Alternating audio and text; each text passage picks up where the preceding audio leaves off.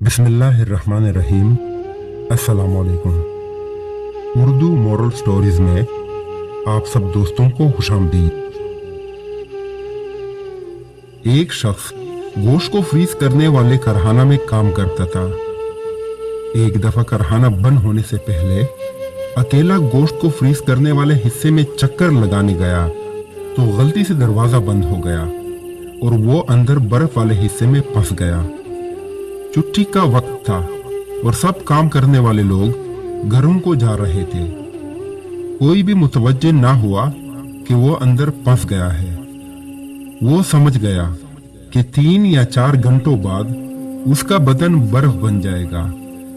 अब जब मौत यकीनी नजर आने लगी तो खुदा को याद करने लगा, अपने गुनाहों की माफी चाही और खुदा से कहा कि ए यूनुस को मछली के पेट और यूसुफ को जेल से निजात दिलाने वाले, अगर मैंने जिंदगी में कोई एक भी काम फकत तेरी खुशनुदी के लिए अंजाम दिया है तो उसके सदके मुझे इस कैद से रिहाई अता फरमा।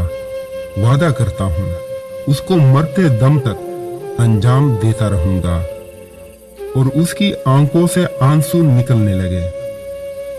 अभी आधा घंटा ही गुजरा था कि अचानक सरथाने का दरवाजा खुला। चौकीदार भागता हुआ आया और उस शख्स को उठाकर बाहर निकाला और गर्म हीटर के पास ले आया। जब उसकी हालत कुछ बेहतर हुई तो उसने चौकीदार से पूछा, तुम कैसे वहां आए? चौकीदार बोला कि जनाब, मुझे 20 साल हो चुके हैं इस कारखाना में काम करते हुए। हर रोज सैकड़ों मजदूर और ऑफिसर कारखाना में आते और जाते हैं, लेकिन तुम उन चंद अफराद में से हो जो जब भी कारखाना में दाखिल होते हो तो मुझे मुस्कुराकर सलाम करते हो और अहवाल पुरसी करते हो और निकलते हुए आपका खुदा हाफिज कहना मेरी सारी दिन की थकावट दूर कर देता है।